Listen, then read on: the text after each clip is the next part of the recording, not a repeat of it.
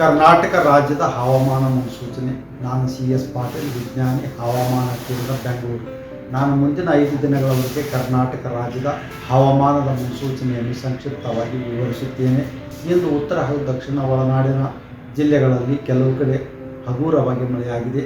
ಪ್ರಮುಖವಾಗಿ ಹುಕ್ಕೇರಿ, ಬೆಳಗಾವಿ ಜಿಲ್ಲೆಯಲ್ಲಿ 2 ಸೆಂಟಿಮೀಟರ್, ಗುಂಡ್ಲುಪೇಟೆ, ಚಾಮರಾಜನಗರ ಜಿಲ್ಲೆಯಲ್ಲಿ 1 ಸೆಂಟಿಮೀಟರ್ ಮಳೆಯಾಗಿದೆ. ಅಥಣಿ, ಬೆಳಗಾವಿ ಜಿಲ್ಲೆ ಹಾಗೂ ಬೆಂಗಳೂರಿನ ದಕ್ಷಿಣ ಭಾಗದಲ್ಲಿ ಆಲೇಕಲ್ಲಿನ ಮಳೆಯಾಗಿದೆ. ಕರಾವಳಿ, ಉತ್ತರ ಹಾಗೂ ದಕ್ಷಿಣ ಒಳನಾಡಿನ ಜಿಲ್ಲೆಗಳಲ್ಲಿ ಕೆಲವು ಕಡೆ ಮಾರ್ಚ್ 20 ಹಾಗೂ 21ರಂದು ಹಗುರದಿಂದ ಸಾಧಾರಣವಾಗಿ ಗುಡುಗು ಮಿಂಚು ಸಮೇತವಾಗಿ ಮಳೆಯಾಗುವ ಹೆಚ್ಚಿನ ಸಾಧ್ಯತೆ ಇದೆ.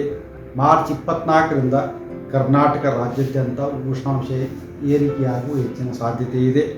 ಬೆಂಗಳೂರಿನ ಕೆಲವು ಕಡೆ ಮಾರ್ಚ್ 20 ಹಾಗೂ 21ರಂದು ಗುಡುಗು ಮಿಂಚು ಸಮೇತವಾಗಿ ಮಳೆಯಾಗುವ ಹೆಚ್ಚಿನ ಸಾಧ್ಯತೆ ಇದೆ. If you like this video, ಬೇಗ ಲೈಕ್ ಮಾಡಿ, ಕಾಮೆಂಟ್ ಮಾಡಿ, ಶೇರ್ ಮಾಡಿ ಹಾಗೂ ಯೋಯೋ ಟಿವಿ ಕನ್ನಡವನ್ನು ಸಬ್ಸ್ಕ್ರೈಬ್ ಮಾಡಿ.